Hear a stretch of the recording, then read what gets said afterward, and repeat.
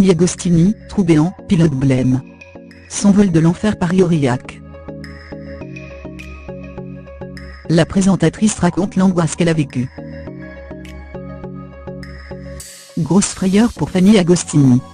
Le 26 mars dernier, elle prenait place à bord du vol Paris-Aurillac, avec la compagnie LOP Air France, car elle était invitée à la 20e édition de la sortie de la légendaire à Salé. Et, alors qu'ils étaient en plein air, un bruit sourd a retenti, de quoi angoisser les 48 passagers. Très vite, le pilote et l'équipage de l'avion ont pris la situation en main, et ont tenté de les rassurer comme ils le pouvaient. Le commandant de bord a par exemple évoqué un choc avec une oie ou un bloc de glace. Ce n'est qu'une fois l'atterrissage effectué, que les passagers ont pu constater l'ampleur des dégâts, un trou au niveau de la carlingue, la partie centrale abritant passagers et fret, et portant ailes, moteur et empennage. Tout le monde donc compris qu'ils avaient évité le pire. C'était un mélange d'explosion et de collision.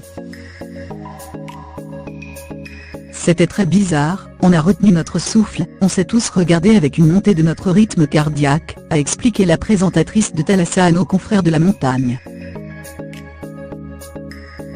Le présentateur d'événements sportifs Marc Maury, aussi présent et assis à côté de Fanny Agostini lors du vol, a ajouté « Il n'y a pas eu de secousse, rien.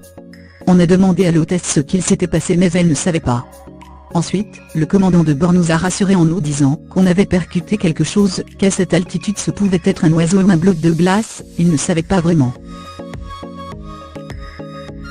C'était également l'angoisse lors de l'atterrissage qui s'est effectué non, sans mal comme l'a révélé la future mariée, le pilote a d'abord eu du mal à atterrir avec souplesse. Il était blême. Et nous, quand on a vu le trou béant, on a réalisé qu'on aurait pu avoir un accident.